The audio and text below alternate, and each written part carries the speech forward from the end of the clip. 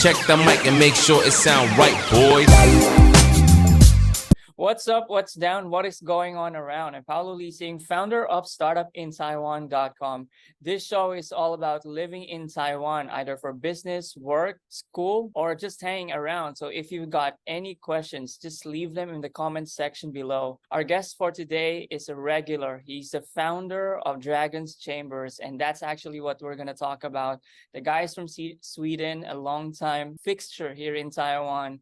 Let's all welcome Elias Ek. Hi, Elias. Welcome to the show. Hi, thank you for having me again. The reason why I brought you here is because Dragon's Chambers is around the corner. And what I want to do as a twist is to at least ask you what happened to the previous finalists of Dragon's Chambers? Where are they now? All the notable ones. I mean, there's so many.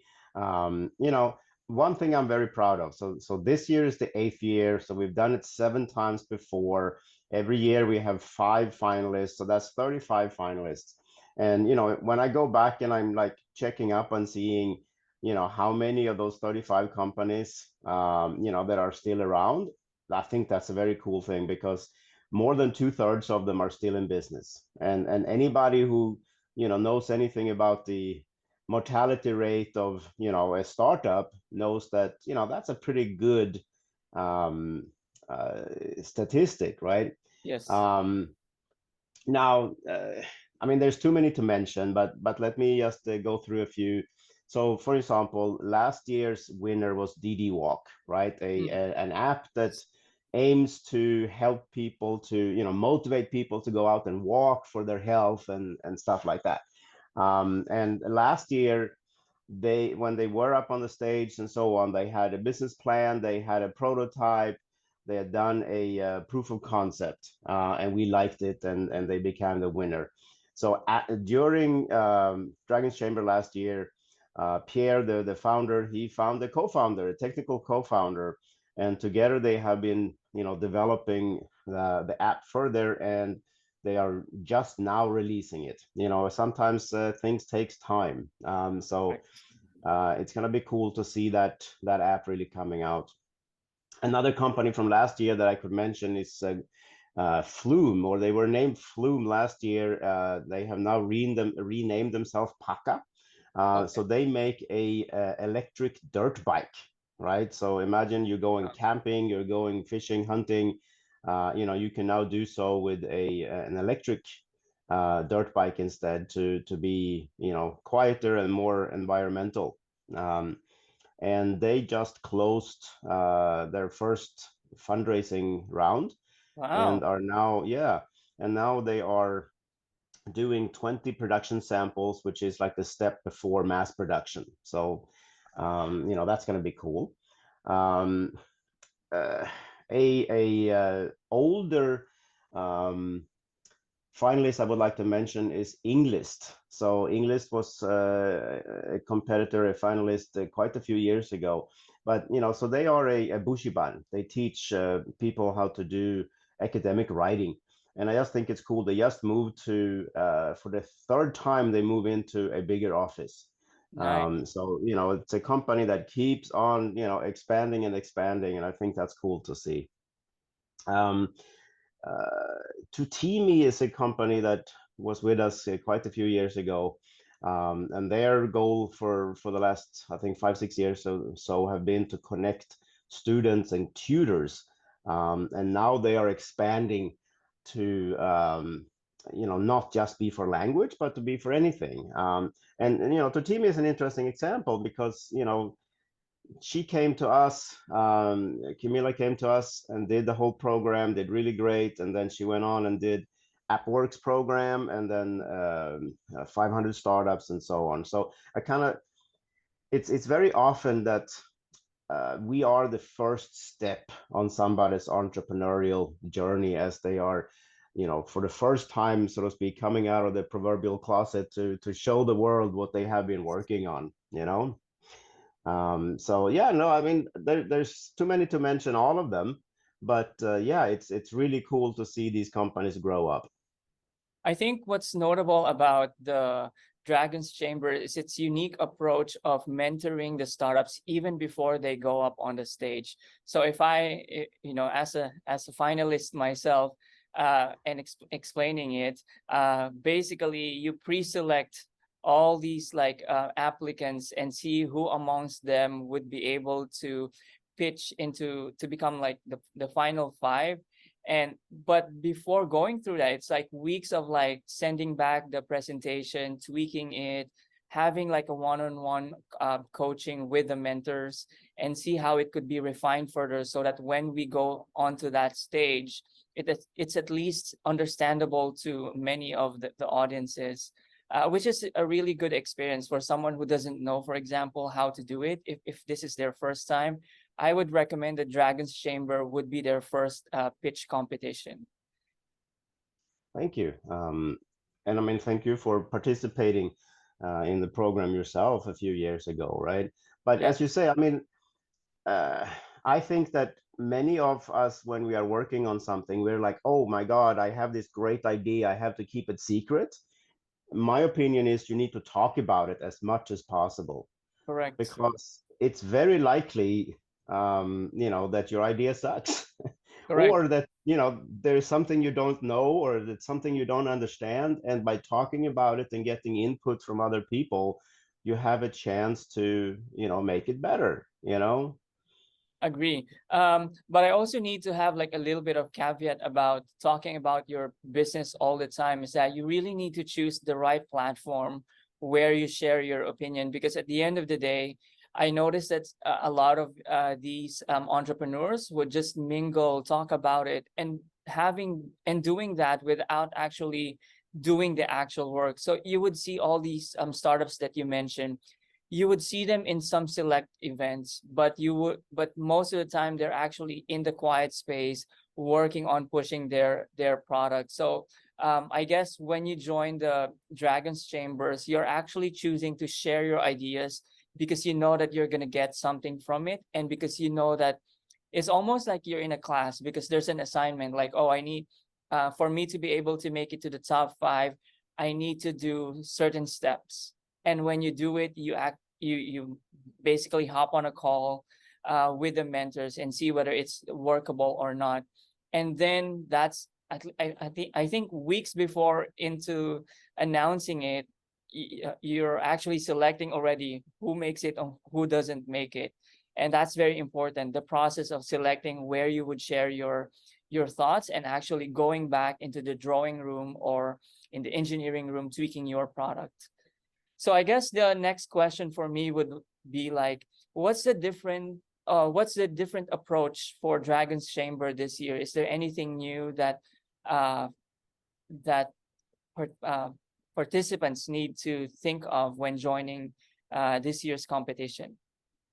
The concept is always the same. Okay. But of course, we try to always um, include different people, right? So we ask different mentors and investors and entrepreneurs to come and join us, because that way I also learn, right? If I Correct. was just gonna sit there and every year and it was just my ideas and my suggestions, well, I'm not perfect by any means, right? So it's good to have other people there and different opinions, because we don't always agree. That's the all. I Correct. mean, because there isn't always a completely right answer. But by having a group of people of different type of backgrounds, the entrepreneur also gets the chance. Okay, well, one person says something, another says, well, maybe you should consider this also, whatever. And I Yeah. think that it's important.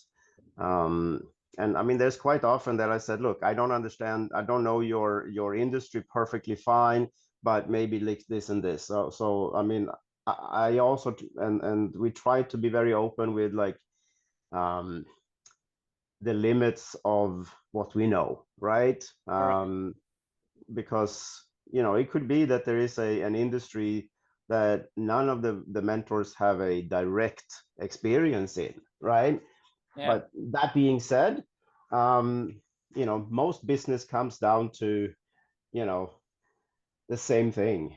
Do you have a product? how do you sell it? Is it profitable? And so on. So in most cases, you can boil down any industry into those questions. All right. Let's talk about the basic requirements and the deadlines. Who could join and when is the deadline? So Dragon's Chamber is, the only event that I know of that, specifically targets on immigrant entrepreneurs in Taiwan. So every team has to have at least one co-founder who is an immigrant entrepreneur. And, how do we define that? Very, very loosely. We kind of looking at, anybody who doesn't really feel like they are necessarily completely at home in Taiwan. And what I mean with that is, for example, last year we had a couple of brothers who was born here in Taiwan, but they moved to Canada as, when they were small, and they now get Canadian passports and they came back. They're Taiwanese. But nevertheless, they felt like as feeling a bit more Canadian than Taiwanese, perhaps, they fit. So we're it's not like we're going to be too strict about this. But the rule of thumb, one immigrant co-founder per team, and we very much like to see teams that are mixed, right? I mean, we are in Taiwan. I think people come from other countries, and people who are born here, if we team up, I think we have the best of both worlds, right? Then industries could be anything. Okay, what we're looking for are people who are building sustainable businesses. We do not snark at somebody who wants to open up the best bagel shop or the best cafe or whatever. That's fine, as long as you have a plan that is feasible, and we can see that this could become a good sustainable business. Whether you want to build one coffee shop or the next Starbucks, it's all good. Then the third one is that we are looking for things that are early stage. So most of the time we are, like we said, the first step that an entrepreneur is taking. Like if somebody is at the stage where they would like to raise a few million US dollars, something like that, there are other very, very good accelerator programs out there that they can turn to, right? So just like we saw with Tatimi, for example, who started with Dragon's Chamber and then went on to AppWorks and 500 startups and so on, and she's doing fantastic. So those are the things: immigrant entrepreneurs, any industry, and early stage. And the deadline this year is September 8th. Wow, it's almost around the corner. Exactly. So yeah, we get 30 something applicants. And I think we're well on our way. So, but I encourage everybody who's looking at this video to, hustle, go to dragonschambertaiwan.com and find the menu link that says 2023 application. Click on it and then fill out the form.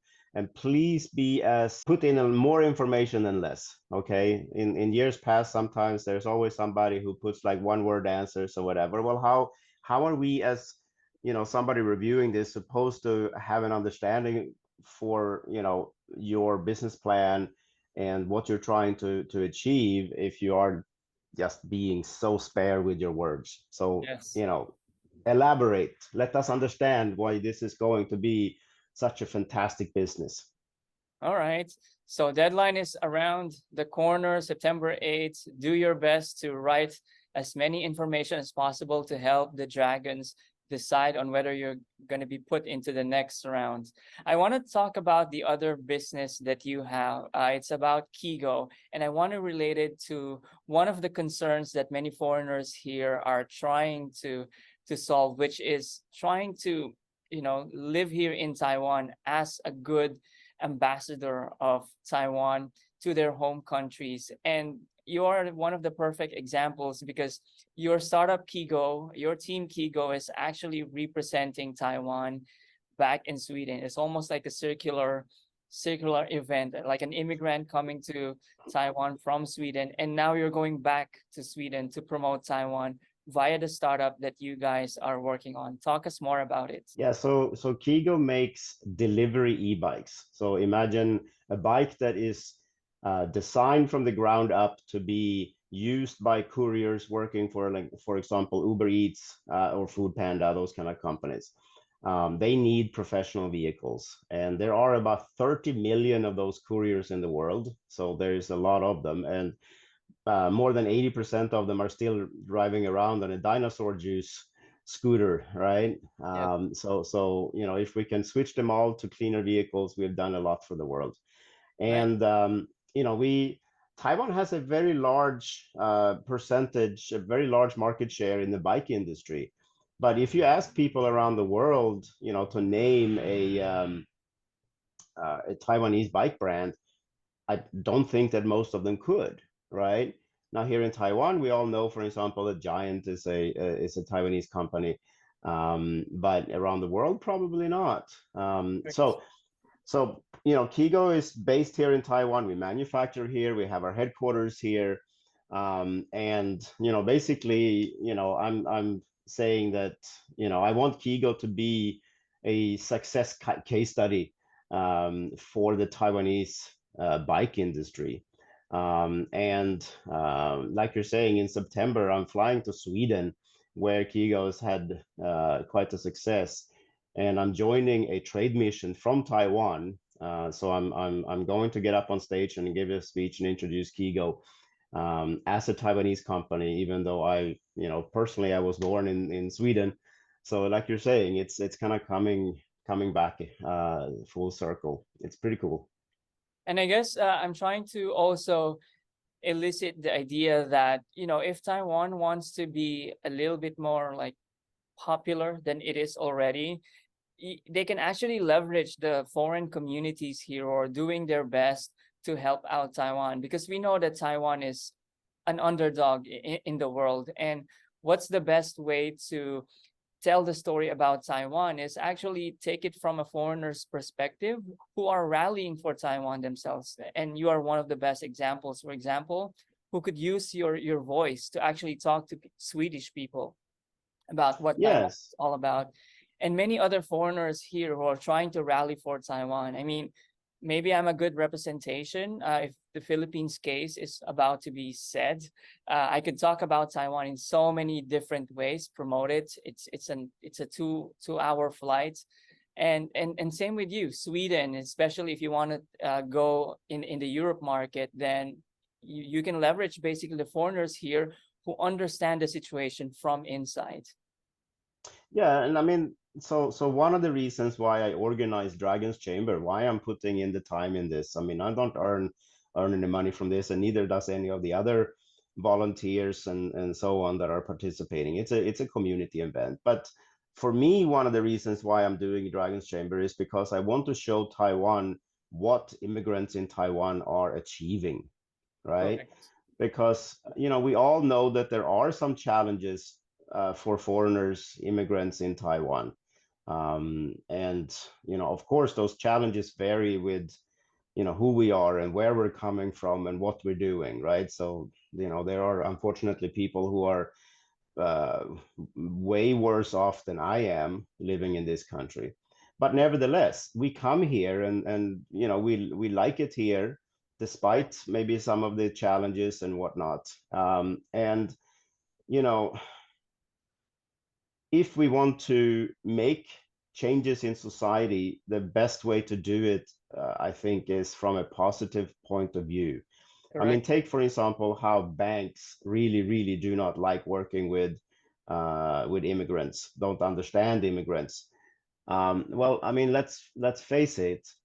The only way to get them want to work with you is if you make them understand that you have some money and some success and you can be a profitable customer.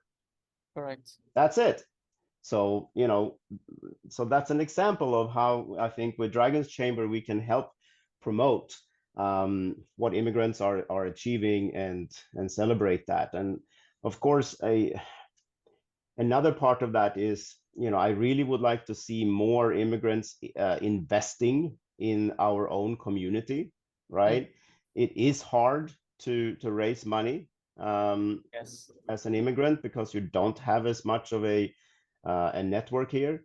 And yeah, as you hear, I keep on using the word immigrant, and that's a choice on my part, because I think, generally speaking, we talk about foreigners. Although these, my own book, right? I've said, yeah, this is for foreign entrepreneurs, right?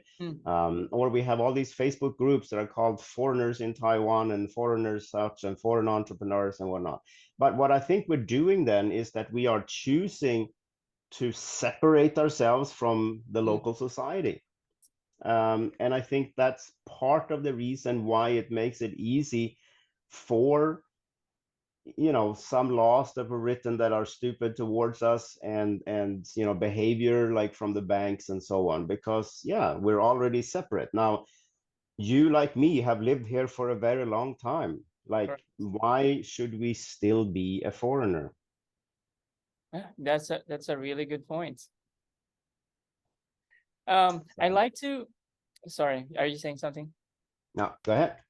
I'd like to talk about your other business, Enspyre. This is actually another success story that you came up with. Please talk more about it. So Enspyre was founded in 2002. It was my second business that I started in Taiwan. And our main business is actually B2B marketing, right? So we work for, mostly large foreign IT companies like Oracle, for example, a multi-billion-dollar company, and we help them to find business customers in Taiwan. Over the last year, we've actually also, I hired some new salespeople, and we're also targeting very much on startups, again, B2B startups, and how we can help them find customers here in Taiwan. So we have a department that does telemarketing, again, all B2B, only calling to companies. We have a digital marketing department that can work with websites and SEO and advertising and things like that. And then we also have one department that is doing customer service in Chinese. So, if any of your viewers, if you have a business and you're like getting these phone calls and you don't know how to answer them, or you don't have time to answer them, we can take care of that as well. So Enspyre, we're, yeah, like I said, we're by now 21 years old. Wow. We're about 50 people, and one of the things that I'm very, very proud of is that I have a lot of employees who has been with me for 10 years or more. Nice. The oldest employee has been with me now, I think, for 17, 18 years. Okay. And I mean, that means that we can have a lot of stability, right? And it also enables me to have time to invest in Dragon's Chamber, in Kigo, and some of the other businesses that I am investing in. All right. I think that wraps up really well as you ended. Is there anything that the show could do further to help you or your businesses? This is your chance. Yeah. Well, honestly, so yeah, if there is any B2B companies out there that needs customers, come our way. If any of you have connections in the last mile delivery industry, if they want to go green and clean with their delivery bikes, let me know. But most importantly, if you are an entrepreneur working on a new business, come to dragonschambertaiwan.com and apply. And if you have a little bit of money, maybe a couple of 100,000 NT or just 100,000 NT, and you think that you might want to risk it investing, come and talk to us too, because again, it takes all of us cooperating to help all of us improve. Wow, that wraps it up. We will put all the links to your three businesses, the Dragon's Chambers, Enspyre, and Kigo on the link down below. But really, thank you for joining us today, Elias. And it's a Saturday, by the way. We're recording on a Saturday, and you know that this guy is working so hard. He's in the office right now. For all of you who are watching, if you have any questions, just leave them in the comment section below. Until next time, thanks again, Elias. Thank you. Check the mic and make sure it sound right, boys.